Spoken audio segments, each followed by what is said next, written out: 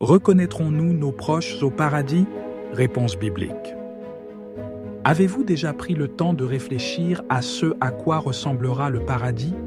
Serons-nous vraiment capables de reconnaître nos proches, de serrer dans nos bras ceux que nous aimons et de vivre sans souffrance, sans tristesse ni limite? Mes chers, ce que Dieu a préparé pour nous dépasse de loin notre imagination actuelle. Grâce à la parole de Dieu, vous découvrirez des vérités profondes sur le ciel qui peuvent complètement transformer votre perception. Je vous invite à vous abonner à la chaîne et à me suivre jusqu'au bout, car ce message est pour vous. Le ciel n'est pas simplement un concept abstrait, mais une promesse tangible faite par Jésus dans Jean 14, 2, où il dit « Il y a plusieurs demeures dans la maison de mon Père. Si cela n'était pas, je vous aurais dit que je vais vous préparer une place. » Cela indique que le ciel n'est pas un lieu improvisé, mais un espace soigneusement préparé, avec amour pour les enfants de Dieu. Imaginez un endroit sans douleur, sans souffrance, ni larmes. Apocalypse 21, 4 nous assure que Dieu essuiera toute larme de nos yeux et que la mort ne sera plus. C'est le destin qui nous attend, un lieu de gloire éternelle où nous serons en présence du Seigneur pour toujours. Cette promesse nous invite à vivre avec un but sur terre, en nous rappelant que notre véritable citoyenneté est au ciel, comme Paul nous le rappelle dans Philippiens 3:20. Chaque pas que nous faisons dans l'obéissance à Dieu nous rapproche de cette demeure éternelle. Que cette vérité remplisse votre cœur d'espoir. Le paradis n'est pas un mythe, mais une réalité pour ceux qui croient. Maintenant, abordons une question que beaucoup de gens se posent. Reconnaîtrons-nous nos proches au paradis? Cette préoccupation touche profondément ceux qui ont perdu un être cher, et selon la Bible, la réponse est oui. Commençons par la transfiguration de Jésus dans Matthieu 17. Pierre, Jacques et Jean ont immédiatement identifié Moïse et Élie, même s'ils ne les avaient jamais vus auparavant. Cela nous dit qu'au paradis, nous aurons une compréhension totale et une capacité surnaturelle de nous reconnaître les uns les autres. Un exemple tout aussi puissant se trouve dans 1 Thessaloniciens 4, 13, où l'apôtre Paul offre du réconfort aux chrétiens en déclarant que ceux qui sont morts dans le Seigneur seront rassemblés auprès de nous. Cela suggère qu'il y aura des retrouvailles et une reconnaissance entre ceux qui sont partis et ceux d'entre nous qui sont restés fidèles.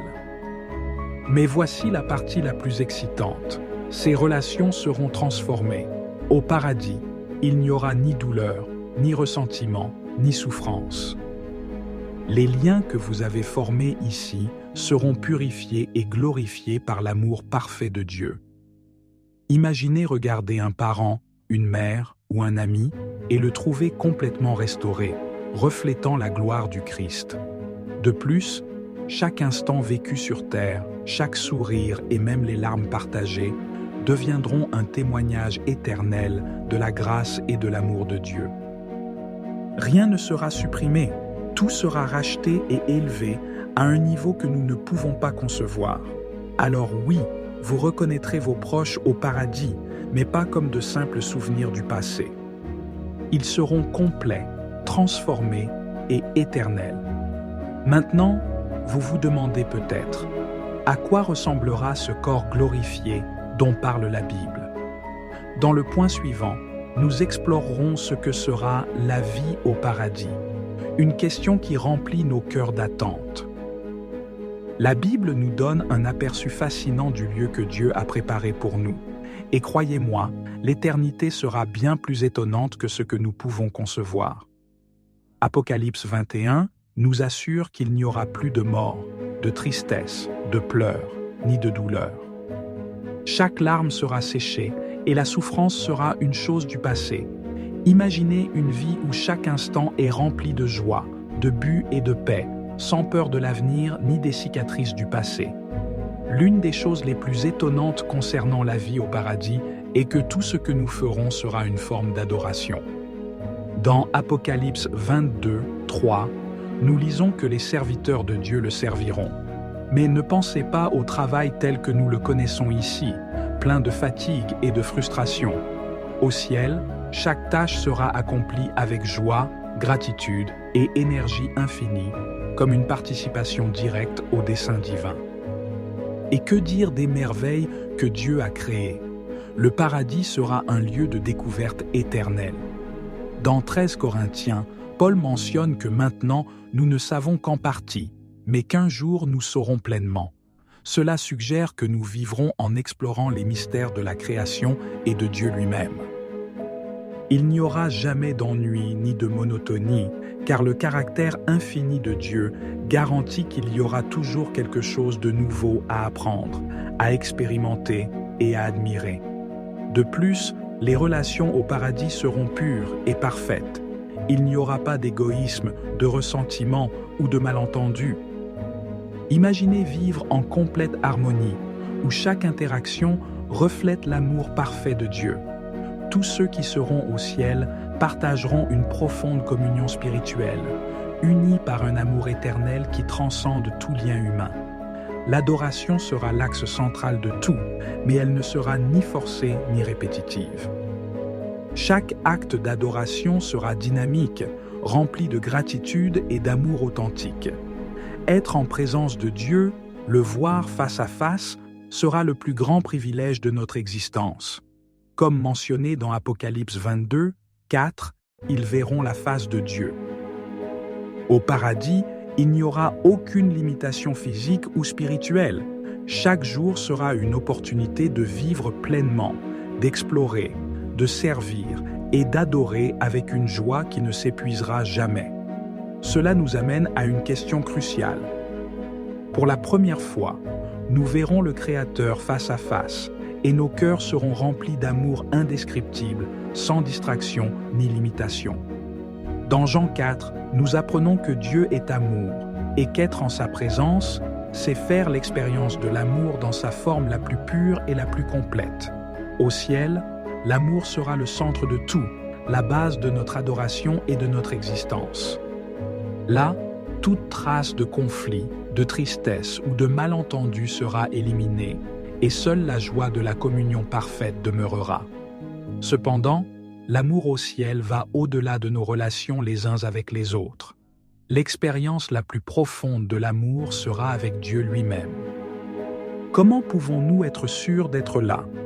Dans Jean 14, 6, Jésus nous dit « Je suis le chemin, la vérité et la vie. Nul ne vient au Père que par moi. » L'entrée au ciel n'est pas automatique et ne dépend pas de nos bonnes actions ou de nos mérites.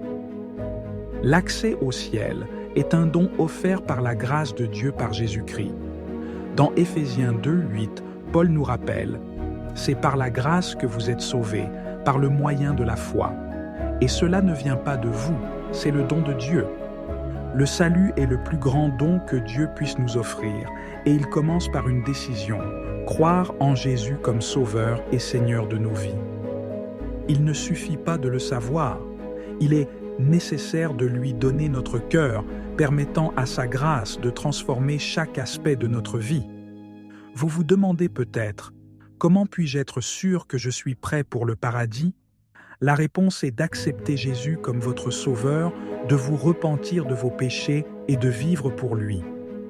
Dans Romains 10, la Bible dit « Si tu confesses de ta bouche le Seigneur Jésus, et si tu crois dans ton cœur que Dieu l'a ressuscité des morts, tu seras sauvé. » C'est la clé pour entrer au ciel, une foi authentique en Jésus-Christ.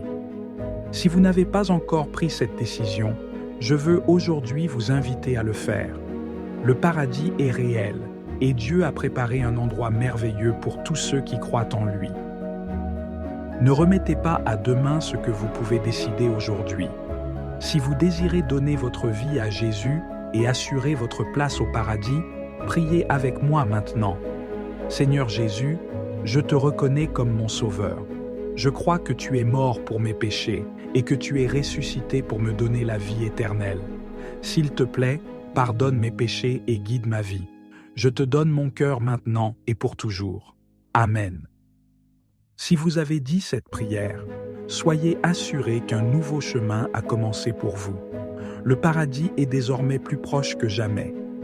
Pour nous tous qui suivons déjà le Christ, c'est l'occasion de réfléchir à ce que signifie le ciel et à la manière dont notre vie ici devrait refléter l'éternité qui nous attend.